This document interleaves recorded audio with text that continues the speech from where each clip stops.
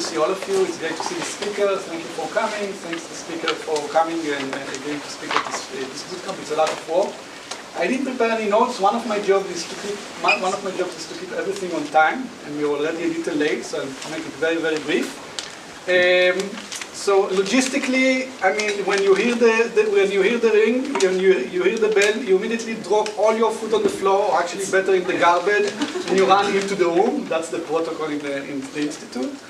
In terms of the workshop, as you all know, deep learning has made amazing impact on our life, and we really, theoretically speaking, do not understand it. There are various perspectives for trying to understand deep learning. In this bootcamp, we try to cover as many as possible of them. And I hope we have good talks from everyone. And we're going to start with my colleague, Sasha from MIT. Thank you.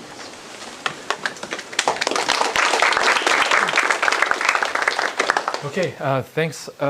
So it's a pleasure to be here. Thanks for the invitation. Peter and I put a deck of slides. It's just one deck, and we try to make notation uniform. And we'll be swapping at arbitrary points in time, just like in hockey. If I get tired, or you get tired of my Russian accent, you can get a bit of an Australian accent. All right, so this tutorial will cover a few topics. Many of them are classical topics. We'll start with an introduction. We'll talk about uniform laws of large numbers. We'll talk about classification, and then we'll discuss methods that are not just about minimizing empirical risk, local methods. We'll discuss stability, and maybe if there is time, we'll discuss compression. These are different approaches for obtaining generalization bounds as opposed to uniform laws of large numbers. And then if there is time, we're hoping to do a little bit of kind of modern take on these problems under the name of interpolation. Okay, so that's the goal. Please interrupt me at any time if you have some questions. I don't mind. Just raise your hand. Okay. So what is generalization? Let's start. Sorry, Peter, this was not in the in the version. Okay. So we observe some examples and then we make conclusions, right? So here we observe an example.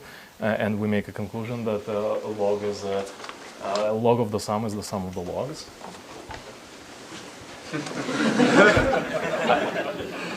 It's true. Never start with a joke.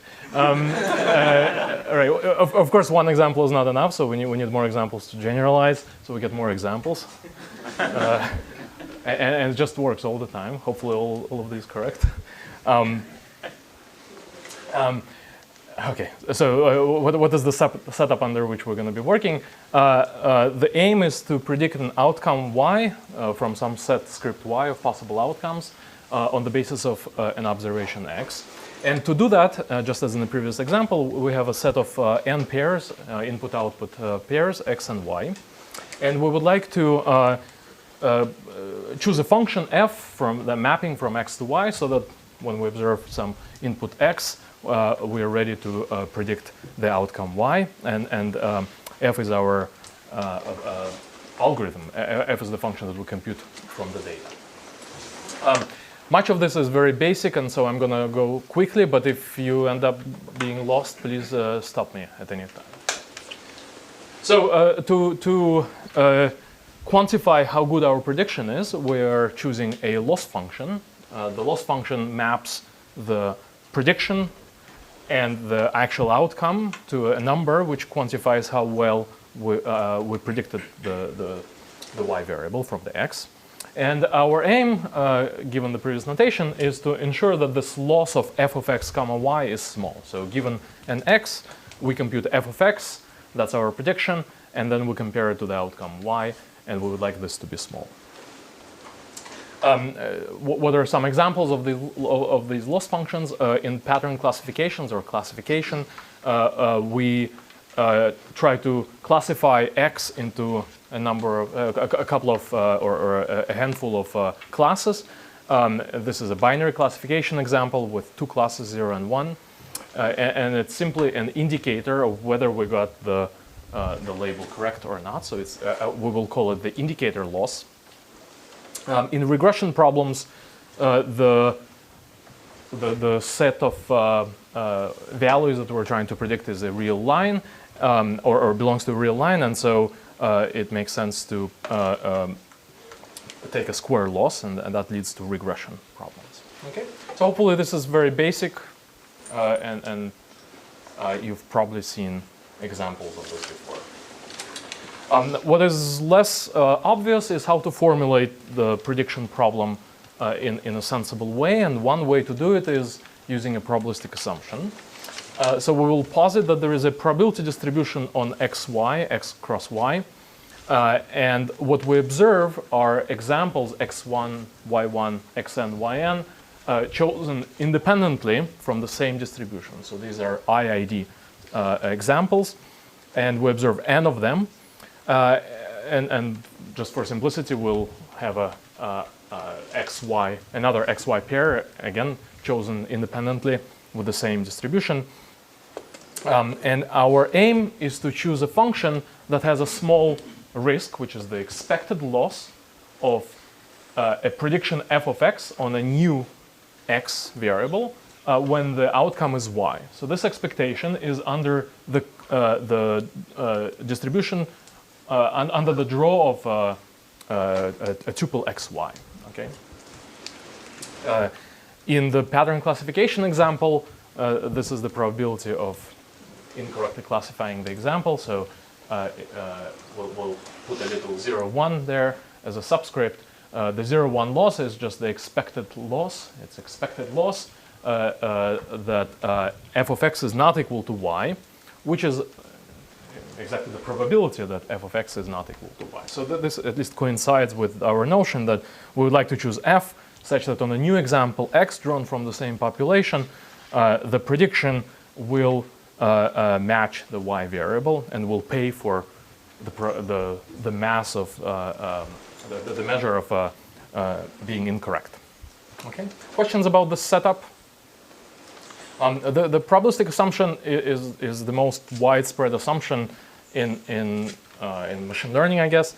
There are other setups where you can formulate the problem of learning without this probabilistic assumption, but for now we will stick with this setup.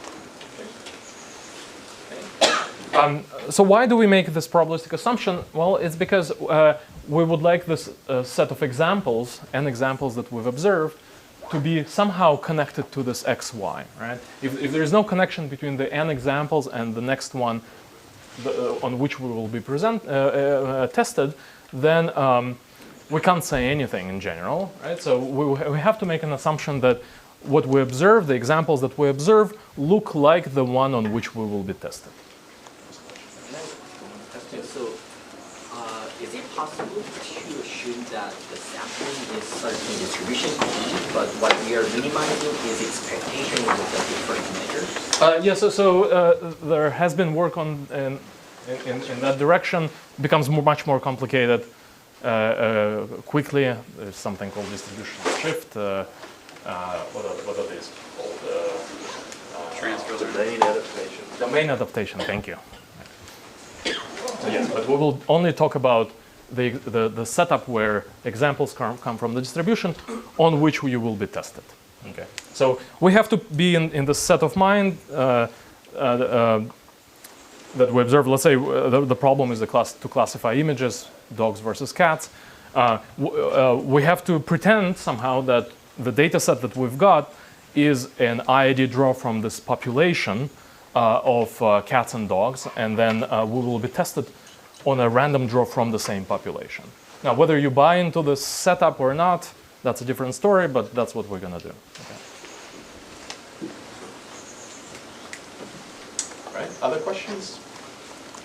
All right. And so the most natural question is why not estimate the underlying distribution P from which these examples are drawn, or why not estimate the conditional distribution of y given x? And then if you've got a good estimate of this probability distribution, then of course you can attempt to minimize on this previous slide, you can attempt to minimize this expected loss. However, it's easy to see that this is an overkill. This is a more general problem, or it's a harder problem than the problem of prediction. And kind of the basic example is, think of X as being cats and dogs. Cats live here in the space of images. Dogs live here. If I were to estimate the distribution, I would really need to go after these minuscule features of these distributions. But all I care for the decision problem is the boundary. Okay, so trying to estimate the boundary or trying to get a sense of where the boundary between cats and dogs lies is an easier problem than trying to estimate the actual distributions of the cats and dogs. Let's say class conditional densities. All right. So of course we understand that the key difficulty here is that the goal of minimizing out-of-sample performance or performance on data that we haven't seen is that this data comes from an unknown distribution P, and we don't know what it is. So we have to use some empirical data instead. And this is where statistics comes in, and lots of quantities that we'll define do come from statistics or from applied probability, and ways of controlling them falls into the purview of statistics and probability. So what we can do is, for a mapping from X to Y, we can calculate the empirical loss of this decision, f of X, and compare it to the Y variable. And that's the empirical quality of our solution. So if F is a neural network that maps images of cats and dogs into a decision of 0 and 1 or -1, 1, then this is your training loss for a model F. Okay, that's your training loss, and maybe it makes sense to minimize it, maybe not. We have to be careful about dependence of the function on the data. So from now on, I will put a hat on F to signify that this function is a model learned from the data. So even though we write f of x, what we're omitting is that this f of x or f hat of x has been computed based on the data. It has been computed from the data. And therefore, the data are random, and therefore the function is random. So you have to get in this mode of thinking of the outcome as a random function, even though the whole learning process might be completely deterministic, but the data are random. It is a draw from this underlying population, and therefore what we get is a random function. So the risk, which is the expected loss of the expected future loss of the function, loss on a new example from the same population, we're going to write conditioned on the data, and this expectation is just over the xy pair. So that just to remind you that the f hat is computed based on the data. So L of f hat n is a random variable, and therefore to make sure that this is small, the prediction on the new example is small, we need to somehow quantify that as a random variable. So it can be small in expectation, or it can be small with high probability. There are different choices. We will most of the time talk about expected L being small, because then there are outer arguments to show that because of concentration, the random quantity L of f hat is concentrated around the expected L, and it's also small. Okay. Questions? Yes. Why not allow f to be random even condition on the data? You could have an algorithm that uses some randomization, such as stochastic gradient descent, and that would add one more random variable into the story. Nothing would change. That's a good point. Okay. Other questions? Okay, quiz. What is random? L hat of f for a given f, random or not? F is fixed. I give you a particular neural network that let's say I initialized and just gave you as a potential predictor. Is L hat of f random? Yes, because what is the definition? Here is L hat. That depends on the data.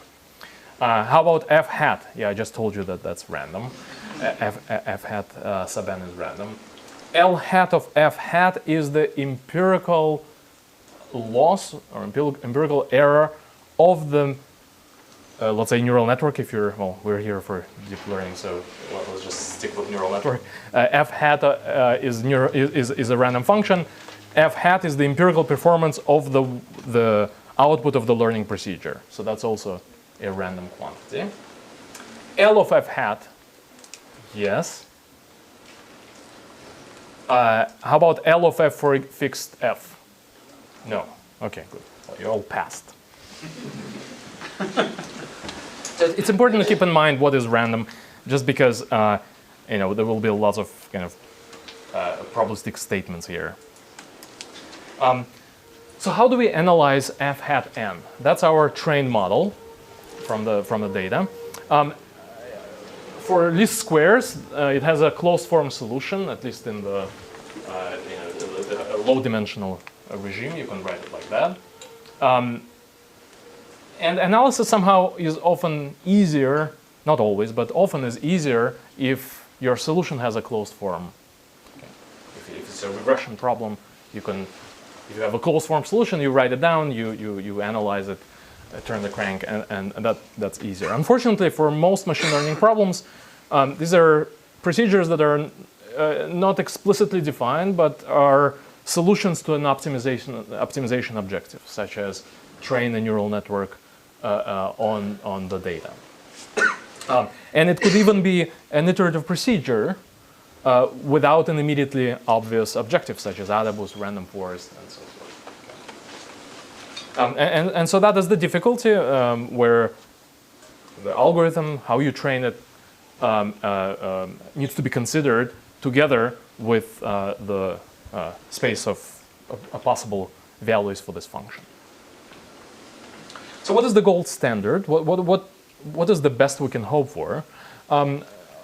Let's call it Bayes' optimal function. It's the argmin of expected loss over all measurable prediction rules that map x to y. So if I were God, I would be able to compute for the distribution of cats and dogs the best decision boundary over all prediction rules, right? What is the best possible? And why is the loss of f star not equal to 0 necessarily? Because there is some noise in the process. So some cats might look like a dog, some dogs might look like a cat, and so even the best decision boundary might incur a certain loss. The Bayes error is this absolute minimum that we can hope to achieve, L of f star. Once again, we cannot calculate these quantities. These are just for analysis purposes because the probability distribution P is unknown. Some examples, if our problem is that of binary classification with 0, 1 as the two classes, then the Bayes decision boundary is just a threshold, the indicator that the regression function is more than 1/2. What is a regression function? It's the conditional expectation of y given x. So if for a given x, the mean value of the class is more than 1/2, we should classify it as class 1. If it's less than 1/2, then we classify it as a 0. That's the best you can hope for. And for the problem of regression, the Bayes optimal function is the regression function itself. Again, it's the expected value of y given that x is equal to x. Okay? So think of the regression function as the average value of the outcome variable conditionally on x being a certain value. Right? So that's a function of x. All right? So the big question that we consider in this tutorial is how to construct a learning algorithm with a guarantee that in high probability and in expectation, the loss of the model that we learn from data minus this baseline, the best you can hope for, is small. So we are approaching the best possible decision rule in this sense. Yes. So is L of f star non-zero because if you're searching over limited space? So here it's defined as minimization over all measurable functions. So this is really the lowest you can hope for. In the second, we'll restrict to a class, and then what you were saying will be true. Okay. Now let me just mention that there are two types of inequalities that we will consider. So one is this type of out-of-sample performance of our model is comparable to L of f star plus something. And another one that we will get is L of f hat n is upper bounded by some empirical quantity that you can compute from the data that may go to 0 in a particular setup. Okay, and then we can, once we get there, we can have a discussion. So some function, let me write it like this in a vague sense, function of data. This could be margin loss or empirical loss if you've seen such quantities. And then we can have a discussion whether for the deep learning application it makes sense to aim for such a goal or for such a goal. I'm sorry, are you minimizing the loss, or is that greater than equal to less? Yes, so this is out of sample. So we're hoping that out of sample performance of the model learned from the data is no more than some function that depends on the data. And that's something that you can compute and observe to be small, such as margin loss, for instance. Okay? So just keep in mind that there are these two possibilities, and when we talk about margin classification with a margin loss, we'll talk about this possibility. All right, so now there is a notion of consistency, which is to say, if I get enough data, with enough data, I will approach this gold standard. I will approach this Bayes optimal loss. And that's called universal consistency. And the good news is that it's very easy to achieve, or I shouldn't say easy, but it's possible to achieve. In the sense that with enough data, you will get to this optimal function as under some basic assumptions that the underlying relationship between the x and y is continuous. And you can see that, you know, with infinitely many cats and infinitely many dogs, you should be able to get you know, to the best possible boundary in this sense. That's consistency. The result is asymptotic, and it's of perhaps limited interest because it doesn't really tell you how quickly we get to this gold standard. What is the number of samples we need? It doesn't shed light on the learning process. And in fact, the bad news is that there is nothing interesting that can be said about this rate of convergence of the out-of-sample performance of our model to the best, unless we make further assumptions about the distribution. In other words, unless we have some prior knowledge about this, the learning problem, no free lunch theorems say that for any algorithm and any n and any epsilon that you fix, there will be a probability distribution such that the performance of your algorithm that you just gave me is essentially chance. I'm being a little bit vague here, but you can look this up in the literature. This is well known. And even stronger, for any algorithm and any sequence decreasing to 0, there is a probability distribution such that out of sample is 0, but for all n, expected performance is no faster, decaying no faster than the sequence that you've chosen. Okay. So this seems like a strong negative result, which says that you can't, if you fix an algorithm, there will be some bad probability distribution that will prevent you from saying anything interesting about the speed of convergence of your algorithm. But in fact, you can also say that these no free lunch theorems are really corner cases, because we always have some prior knowledge about the problem, some prior knowledge about the distribution, and the goal is to really see what kind of assumptions can we make about the problem, which are not too harsh. They're not really modeling every little aspect of the problem, which we might be able to, which we might get wrong. But on the other hand, they would allow us to say something useful about the learning process. Okay, that's the goal. Questions about this set of results? Yes. Do these theorems assume that conditional on the data that the model is deterministic, or do they allow for like randomized algorithms and things like that? Whether you have a randomized algorithm, I think, will not matter here. But it does, of course, play on the fact that y is a random variable given x. Any questions? Okay, so it's not really bad news, because we always have some domain knowledge about the problem, or we can try to posit some assumptions that will exclude these corner cases, and these no free lunch theorems will not be applicable. And there are several ways of incorporating prior knowledge about the problem. One is a direct way. It's an assumption about the distribution P. And if you're coming from the Bayesian background, of course, you say, of course, we always do that.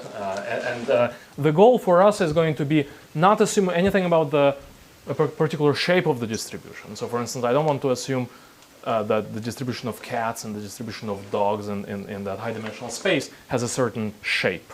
I don't want to do that. But maybe we'll try to assume something about the margin between the distributions. So the distribution of the cats and the distribution of the dogs don't overlap too much. Right? That's the type of assumption that is more mild than an assumption about the shape of the distribution.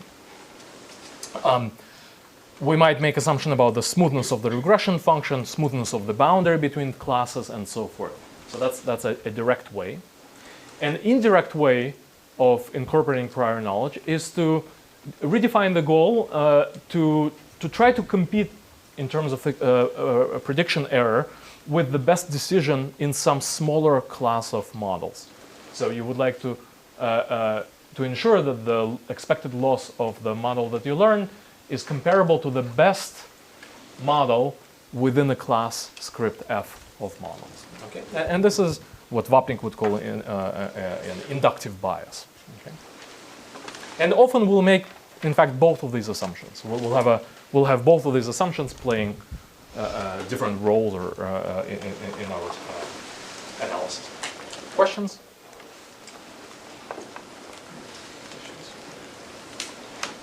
Okay, so what I would like to do next is to discuss Perceptron, which is the beginning of machine learning, perhaps. Goes back to the 50s. How many of you have not seen Perceptron before? Okay, so everyone had seen Perceptron. How many of you cannot prove? Okay, how many of you can prove the mistake bound for Perceptron now? Okay. All right, so it is another very good question. Okay, so the nice thing about Perceptron is it's super simple. You can get a generalization bound or the out-of-sample performance guarantee with just a few lines. And there are certain aspects in this Perceptron problem which are already present in this problem when we go to neural networks. Right? Perceptron is just a one-layer neural network, right, without the hidden unit. And many of the aspects that we'll discuss are already there. Okay, so what is a perceptron? You have two classes, say cats and dogs. And what we will be assuming is that there is a no man's land between these cats and dogs. That there is a margin of gamma. This is the pictorial definition of a margin, such that there are no cats in this no man's land and no dogs. More precisely, consider a sequence of pairs x1, y1, xt, yt. Here t is a different index. It may or may not be the same as n, the number of examples. And we will maintain, it will be an online method, and so we will maintain a hypothesis wt, which is just a vector in Rd, which we will initialize at a 0. On round t, we will consider the next couple, the next tuple xt, yt, and we will form a prediction based on the current sign of wt times xt. So we will look at the hyperplane for the given xt. We will see whether we classify this point correctly, and if not, then we will do an update. We'll make an update. Wt plus 1 is Wt plus yt xt, and this can be seen as a gradient step on a hinge at 0 loss, if you're familiar with this notion. If the prediction is correct, then we will not update the hyperplane, and this is a very important piece of this perceptron update rule. Okay, so pictorially at time t, we've observed a certain sequence of data. This is the current hypothesis Wt. It's a normal to the hyperplane. A new xt comes. It's on this side of the hyperplane, so we say a cat. And then if it is a cat, we don't do anything. But if it's a dog, then we will move. It's incorrect, so we will move the Wt towards xt by adding to Wt xt. Okay, so that provides a certain correction. It doesn't mean that this example will be correctly classified, but at least it moves in that direction. More precisely, the margin is defined as a okay, so what is this notion of a no man's land? It's the best direction that you can choose, such that for the worst point, what is the positive part of yi wxi? That is exactly the projection of xi onto the w, then looking at whether it corresponds to the sign of yi, and paying, if it doesn't correspond to the sign, then paying, if it corresponds to the correct sign, then it's a positive number, and then you do get a certain non-zero value. If for that w it's on the wrong side of the hyperplane, this is 0, in which case the margin is going to be 0. Okay, so this is just like a more complicated way of explaining that picture. And in 1962, Novikov, and I think Bloch as well, I haven't tracked down that reference, proved that the perceptron algorithm that I described before converges. Let's not talk about convergence. Perceptron makes at most 1 over gamma squared mistakes on any sequence of examples with margin gamma. So this is a fully deterministic result. You pick any sequence of xy pairs that has a margin gamma, and you don't need to know gamma ahead of time. As long as this margin is non-zero, perceptron will make no more than 1 over gamma squared number of mistakes. Okay. So hopefully most of you have seen this result. Should I go through the proof? It's really a 3-line proof. You look at a time point when the mistake was made. So that means that there is a correction to the hyperplane. Wt plus 1 is equal to that because the correction has been made. And we open up the squares. We get that. And that's upper bounded. I guess this is equal. Oh no, this is 1. So we're assuming that the data lives in a ball. And that's upper bounded by just the norm Wt squared, because this quantity is a negative quantity because there was a mistake. And therefore, the length squared of your Wt vector is no more than m, where m is the number of mistakes after t iterations. On the other hand, if you track the angle between the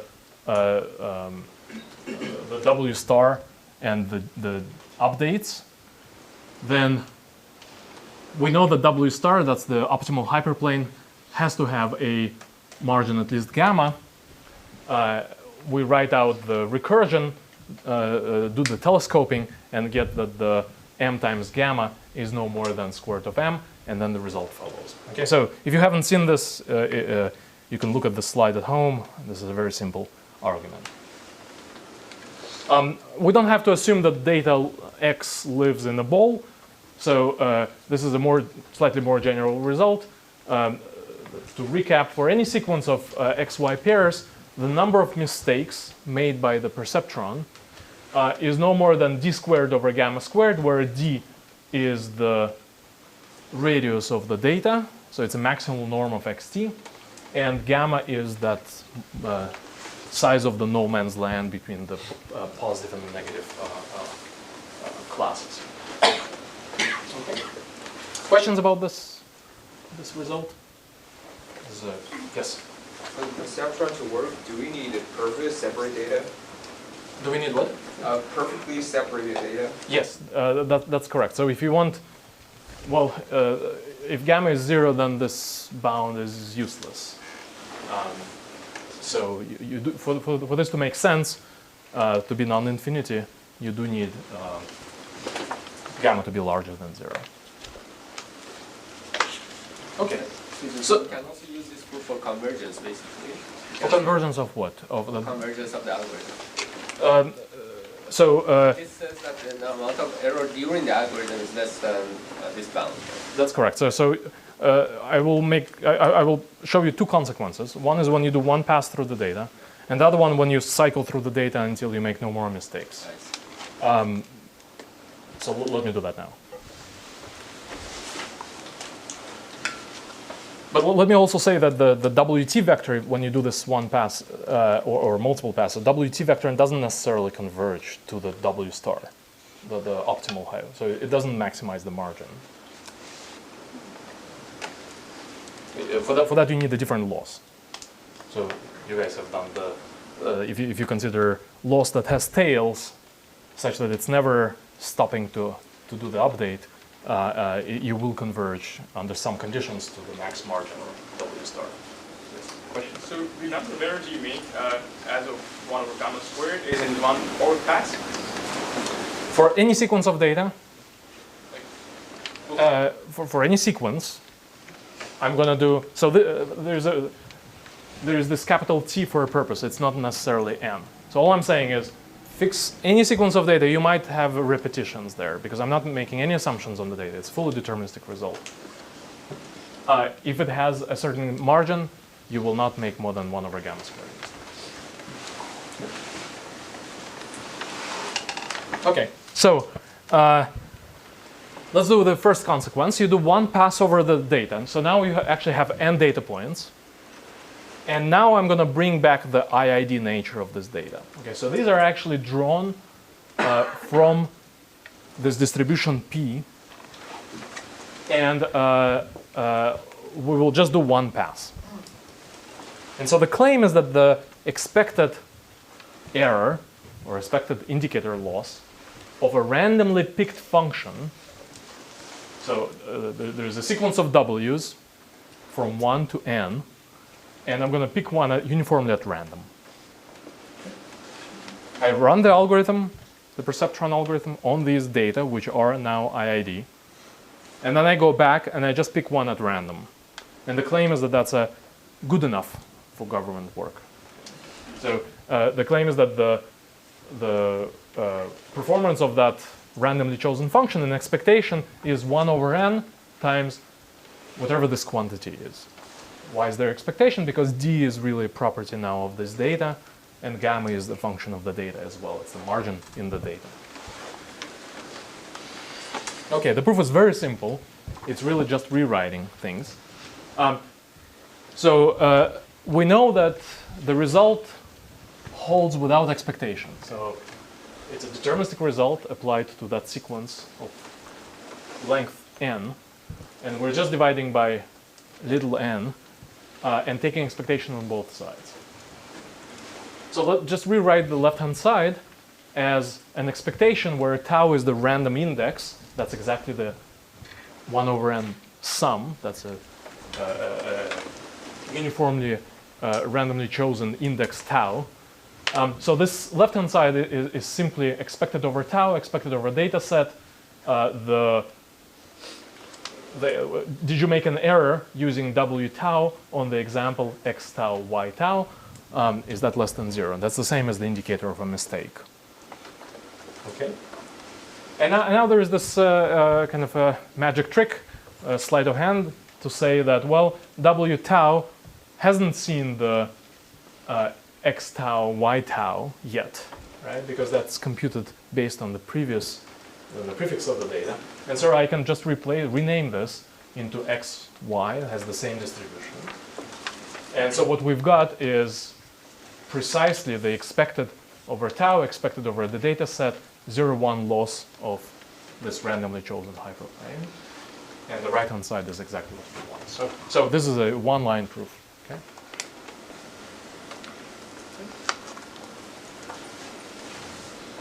Probably the simplest generalization bound you can ever get. I don't know of any simpler generalization bound.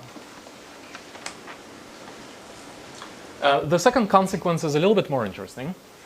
We'll do multiple passes through the data. And so T, that capital T, is no more than n times d squared over gamma squared. So the worst thing that can happen, I do a pass over data, and I just make one correction in this pass. And I do another pass, I do one correction.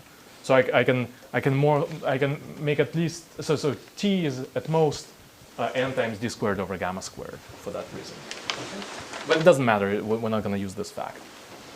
And now I'm going to output the final hyperplane of the perceptron, right? So I have these data, I just go over them again and again and again and again until I found a separating hyperplane that separates cats and dogs.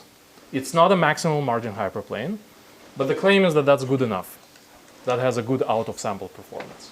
Now, I just want to say that this is not an obvious statement. So imagine that you didn't know about this and try to prove the result. So you have suppose data live on a sphere, and this is the support of the cats, and this is the support of the dogs. Right?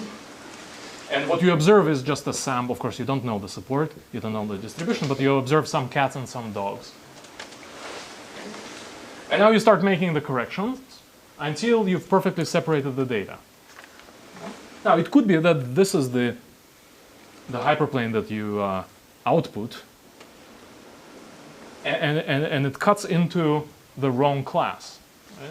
So if you didn't know the result that I'm going to show you, and you just try to prove it, you would say, okay, I really have to quantify how much I would cut. And of course, if there is a data point here, I wouldn't cut it because the hyperplane has to be on the other side. But it gets really messy, right? So just to give you a sense that this is not an obvious thing to do if you didn't go this route. Okay.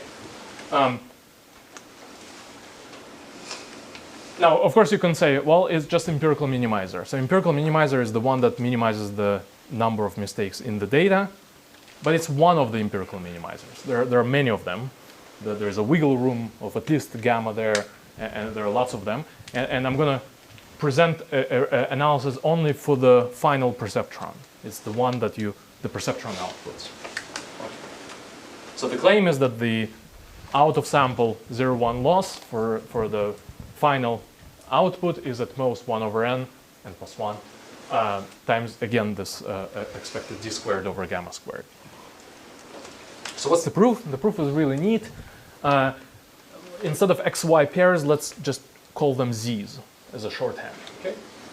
And instead of writing indicator of a mistake, so mistake is y times w times x is less than 0. That's when mistake occurs. I'm just going to write L of w comma z just as a shorthand. Okay, then what we're going to do is we're going to write the expected over the data set, expected over this new tuple xy, which we'll call z, loss of the final perceptron as a bunch of leave one outs. Right? So what w minus t is the output of the final perceptron when it's run repeatedly on the data where you leave the teeth one out. Okay? So you take n plus 1 data points, n plus 1 random draws from the distribution.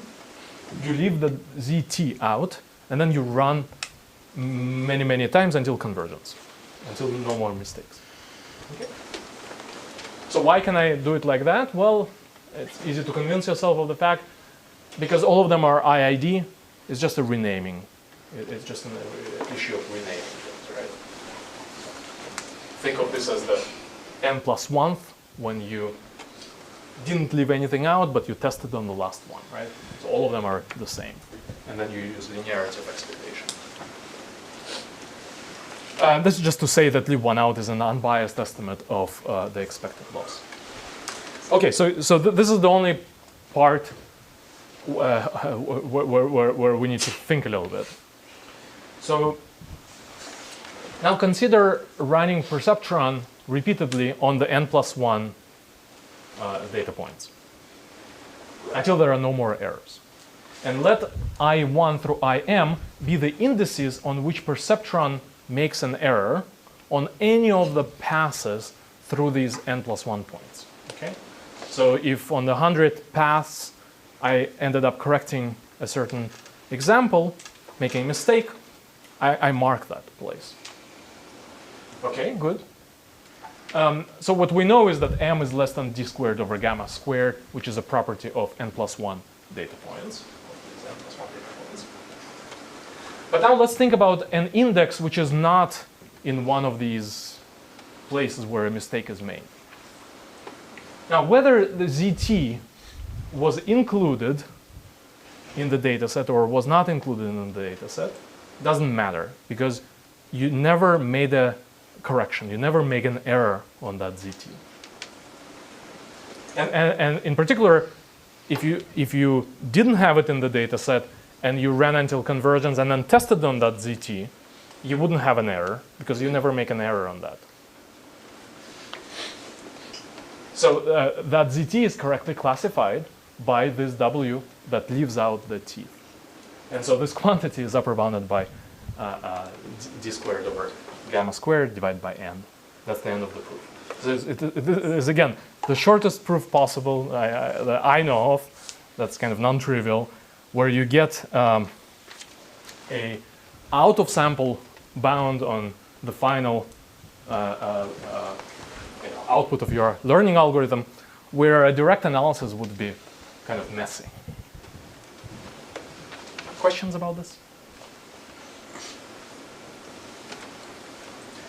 Don't you consider intuitively non-trivial that the dimension doesn't show up anywhere? Yes, that's my next slide. Thank you. Okay.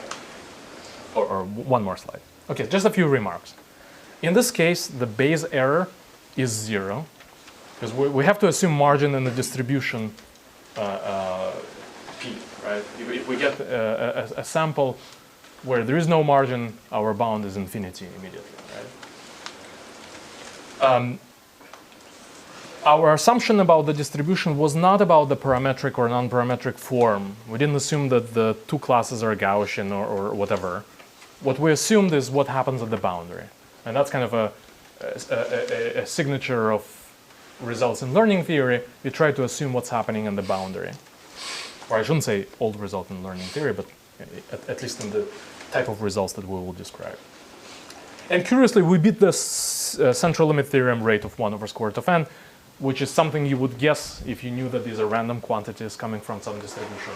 And so this is quite curious, and there is a clear explanation why this is happening that we might get to later. Now, let's talk about overparameterization and overfitting.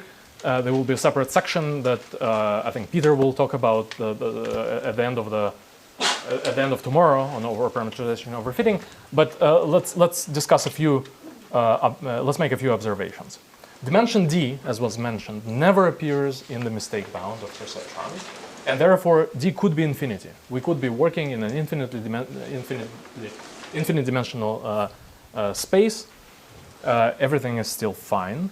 It's implicit somehow in the margin, but it's a different measure of complexity. It's not dimensionality. as I mentioned already, Perceptron is a one-layer neural network without the hidden layer, and there are D neurons. So D equal to infinity is the infinitely wide neural network without a hidden layer. And for D larger than n, any endpoints in general position can be separated, and therefore we always have zero empirical error. So nowadays everyone is talking about fitting the model, the neural network, with too many parameters to the training data. Well, in some sense, this is already captured here. You are training a model with a huge number of parameters. It will definitely converge to a solution that has a zero training error, and it still generalizes as we just saw. So some of the features of recent hype in neural networks is already present in this very simple example. So conclusions, more parameters than data does not necessarily contradict good prediction performance, as you just saw. Perfectly fitting the data does not necessarily contradict good generalization. Complexity is a subtle notion, and much of the next couple of hours will be on what are the different notions of complexity. So here dimension is not, the number of neurons is not the right notion. Maybe there is something else, such as a margin. And of course, margin is a strong assumption. It's stronger than no noise. And so you can argue that this is an unreasonably strong assumption, and that's fair enough, and then we'll look for other assumptions to make about the problem. Okay? That's that concludes that small section. Any questions about the perceptron? Okay, so let's talk about the bias variance trade-off. So we just proved that the expected loss of the final hyperplane WT after it's run to no more mistakes minus the Bayes error, which is 0, but let's write it anyway, is at most 1 over n under this very strong assumption that there is a data are separated with linearly separated with a margin. This linear separability means that the Bayes classifier belongs to the class, is also a linear classifier, and it belongs to the class with which you're working. Or I should say there are many of them, and then you can choose one that is linear. And one way to relax this assumption that there is a margin is to say, let me try to do out of sample, let me try to have a out of sample loss comparable to the loss of the best linear separator, classifier, even if there is no margin assumption. Let's try to remove that margin assumption and redefine this as the goal, hoping that there is not much gap between the loss, out of sample loss of the linear classifier and the best overall measurable functions. So that's that's a redefining the goal. But this is something that we will do for the next couple of hours again is to work with some class of functions f and hope that this class of functions captures the relationship between x and the y. And the redefining our goal in this way means that our target now is f sub f. That's the best performing function within class f, as was mentioned earlier. Okay, so you can now think of decomposing this our goal as an estimation error and an approximation error. F sub calligraphic f is the minimizer of the expected error within the class f. And so clearly, this is some kind of a bias variance trade-off. Making f larger means that you'll get closer to f star, so the bias is smaller, but then it's harder to estimate the function. It's harder to choose a good function from a larger class based on the data, because variance is now larger. And vice versa, if you make f smaller, then you're increasing the approximation error, increasing the bias, but decreasing the variance of your solution. Okay? And there are ways of trading off F and N under the names of structural risk minimization or sieves, model selection, but we will not talk about that. Kind of a good guideline to keep in mind is the following.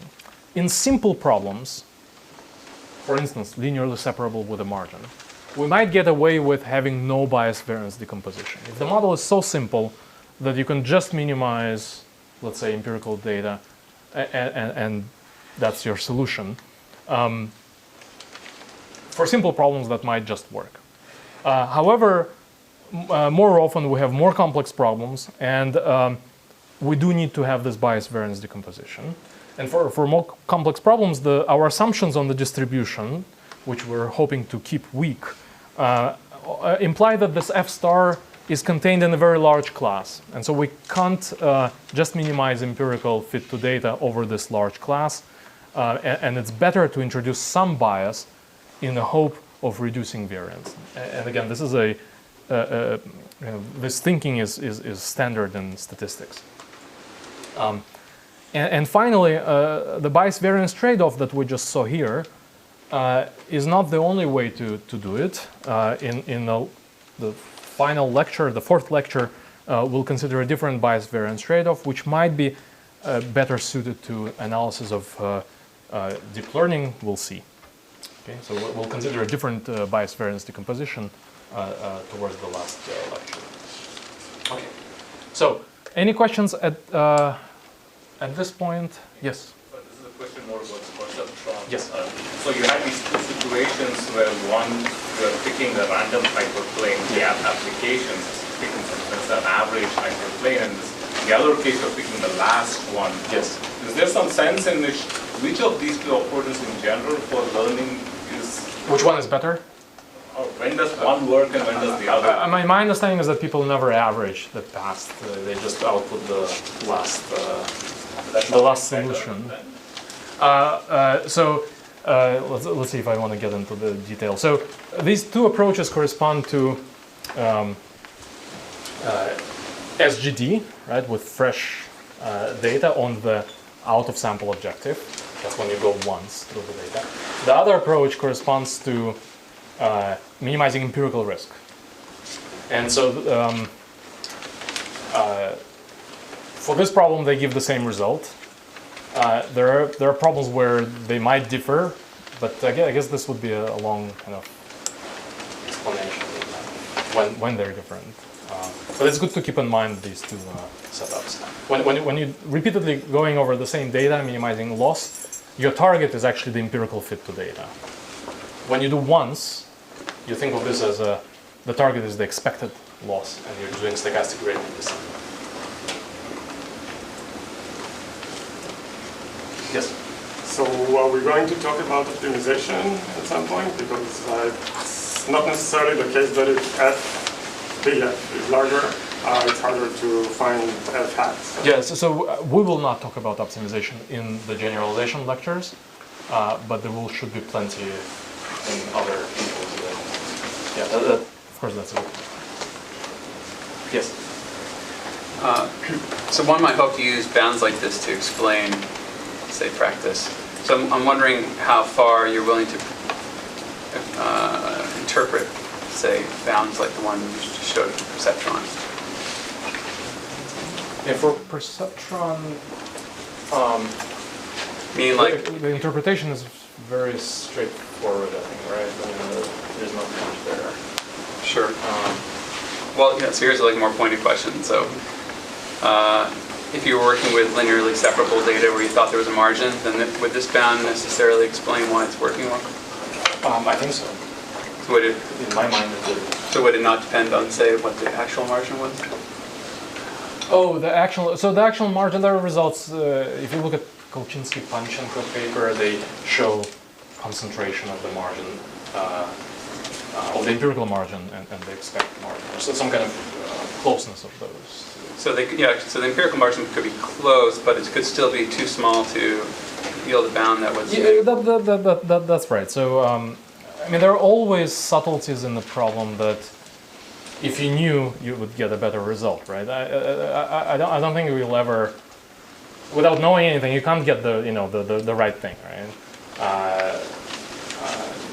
Yeah, I don't think the purpose of these bounds is to necessarily give you a number that's 30%, and that's exactly what you'll see in practice. The point is to try to understand what are the right complexities in the problem, what governs generalization performance. And maybe Peter will talk more on this. Well, I guess it'll come up below. Yeah. Hey, let's come back to that as we go through these lectures. Okay. So my understanding is I have maybe another 10 minutes and then questions. Is that the idea? Okay. So I'll start on uniform laws of large numbers. If you think about this little sketch, right? This is the support of the cat's distribution. This is support of the dog's distribution. We've got some data, and then we've found a hyperplane that separates the data perfectly. It might cut through the wrong distribution, but this cut is relatively small, as we showed now, right? Or the error probability can be controlled. In general, this solution is an empirical minimizer. It has the property that it perfectly fit the training data, or in general, minimize the training error.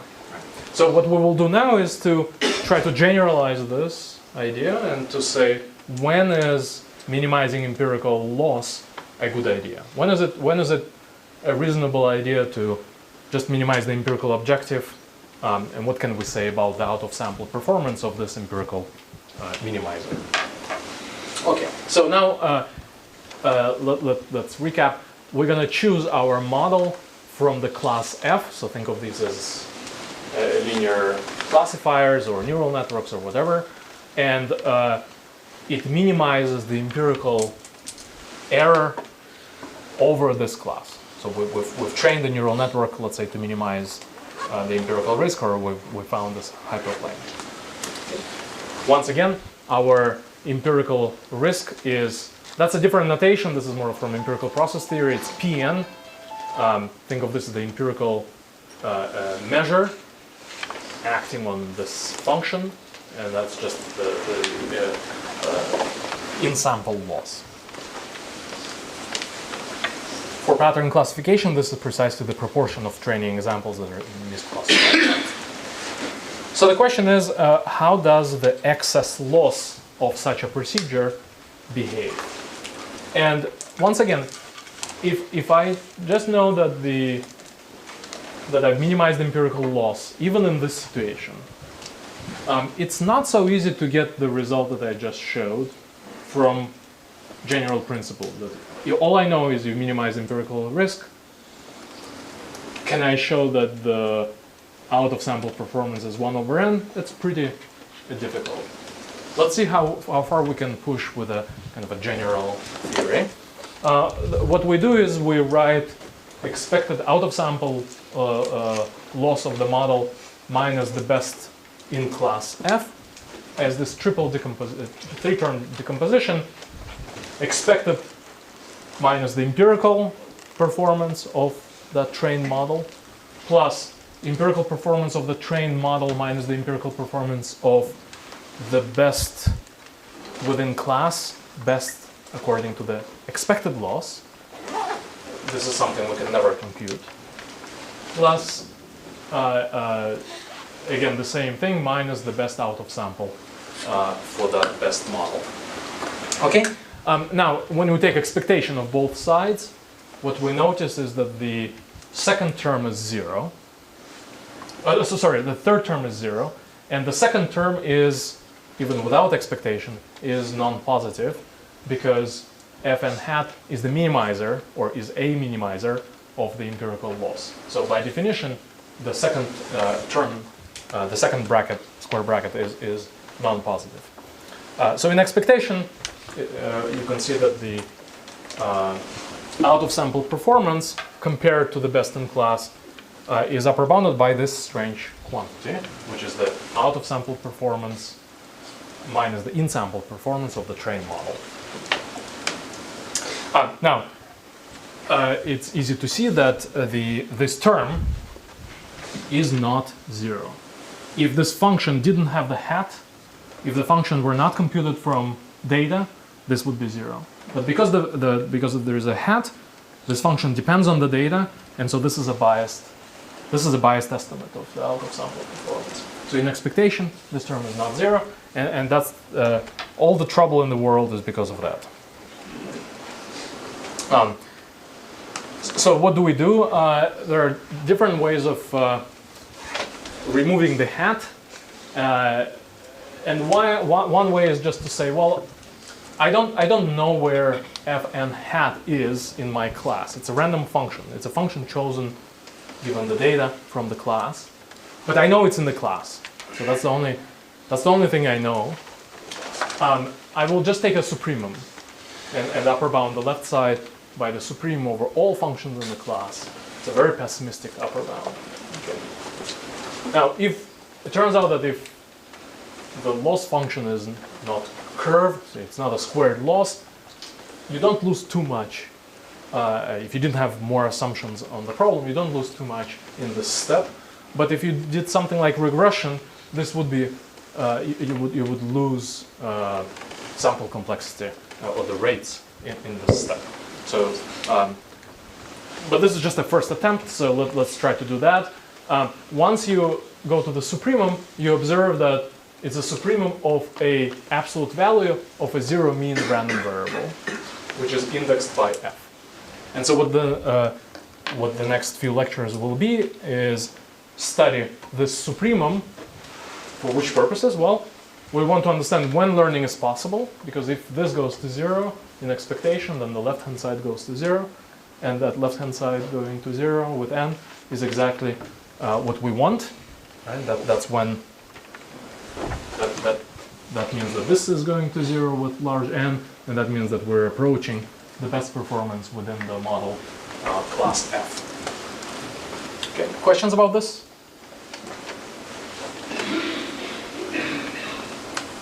Okay, so we want to understand when learning is possible. We want to understand sample complexity. How many examples do we need to get the right-hand side to be epsilon? And if we get that, then we know how many examples we need to get performance, out-of-sample performance, epsilon close to the best in the class.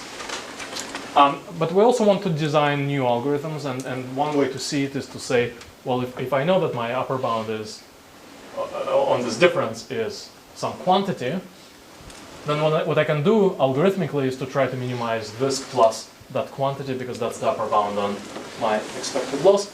And in fact, this gives rise to a penalty term or regularizer that can be used in applications. So there are kind of several motivations for trying to understand the right-hand side of this difference.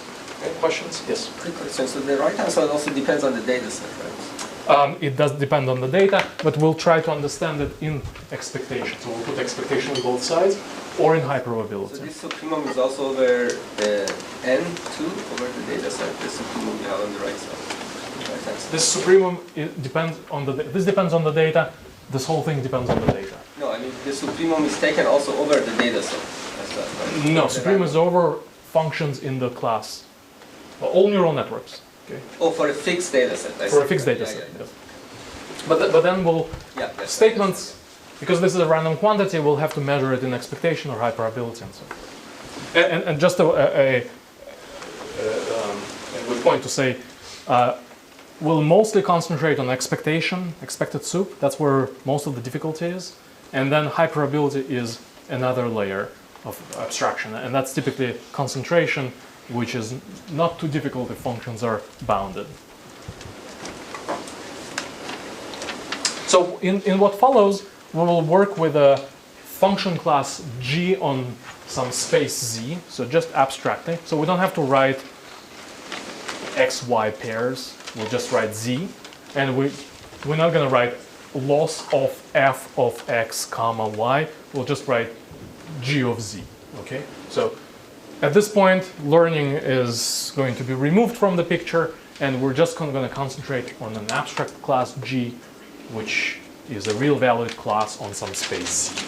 Okay? And that's good enough. Okay. Questions? This is called the lost class. L composed with F. And perhaps I will take maybe 3 more minutes on this picture, or should I? Okay.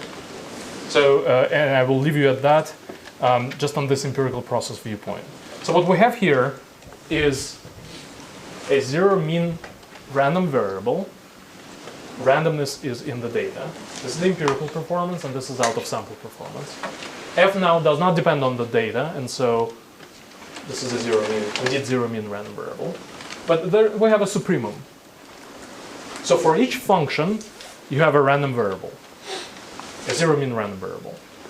And now we're looking at what is the worst value of this difference over the class of functions. And this is the empirical process point of view. Think of on the x-axis you have all functions. This is a very hand-wavy depiction first. In blue, you have expected value of G. So think of this as out of sample performance, the expected performance of G. And this is the minimum. This is the minimizer over all functions, G star. We would love to be close to G star, but we only have data. Now, once you draw data, once you have this draw of IID and IID points from the data, from the distribution, now you've got, for each function, you've got the empirical value of that function. Think of this as the empirical loss of that function. And because data are random, it's not exactly at the blue line, but it's kind of all over the place. Right? Now, if you had drawn a different set of data, you would have a different sample path, right? But this is a picture you should have in mind. As you draw random data, you get a random landscape of the training loss, let's say. The empirical value of over the functions. And now, let's say this is the picture, and you're just trying to minimize empirical fit to data, or empirical value, then you would choose this function, Gn hat, which is somehow far, and it's not a good, it is misleading. The location of this Gn hat is misleading because you got lucky or unlucky, and it really dipped in this, far away part of the space. And the reason for that is there are so many functions here that the empirical picture is very different from the out of sample picture. Right? So what you have to do somehow is to restrict yourself. Oh, this is not really showing, but there is a gray box here, which is the class G. So you're restricting yourself to some class G of functions. So you're only looking at this class. And now if you're looking within that class, then the minimizer might be here, constrained to this portion of the functions. And the best out of sample is here rather than here. And it's clear that if you make it very small, the fluctuations will not, well, hopefully, will not pull you in too far away from the actual out of sample picture. Okay. So that's the picture that you should have in mind for the next lecture when Peter will talk about the empirical process, which is exactly these two curves and the difference between these two curves. I think I will stop here and take questions.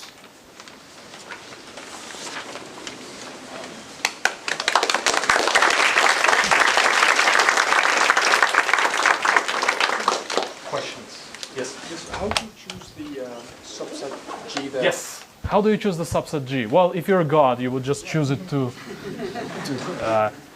this is where we don't know the distribution, the underlying distribution. So, you're hoping that the neural network would be a good model for mapping raw pixel values into the output. By doing so, you are choosing that class, right? Why do you do that? I don't know. Maybe there's some other choice, right? But that's a choice of the of the designer. Yes. Yes. So we're choosing the kind of global minimizer of the expectation because we know that like if we minimize expectation, we're gonna end up at like some function that is like modeling out of sample, is learn and produce out of sample data. But like oftentimes we end up like with minimizing the empirical risk. And if we chose the global minimizer in the empirical risk, is this a good idea to go with that global minimizer? That's exactly what we're going to be talking about. When is it a good idea to, if you decided that this is your model, when is it a good idea to go after the minimum of the red curve? And hopefully, the minimum of the out of sample on the blue curve, that's what you want, the minimum is going to be close to the minimum.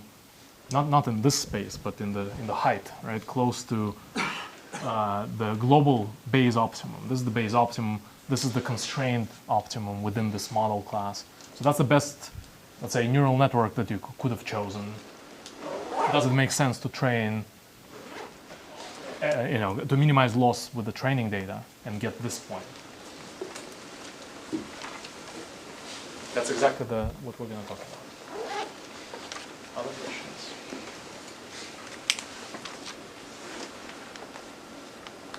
Very good. So we'll reconvene in 25 minutes. And one announcement is if you have a burning desire to present an open problem this afternoon, please contact Matus. Matus, you want to stand up? Someone in the back. So please contact him. I'll write his email on the board so you can bombard him with open problems to present this afternoon. Okay, so we'll reconvene in 25 minutes.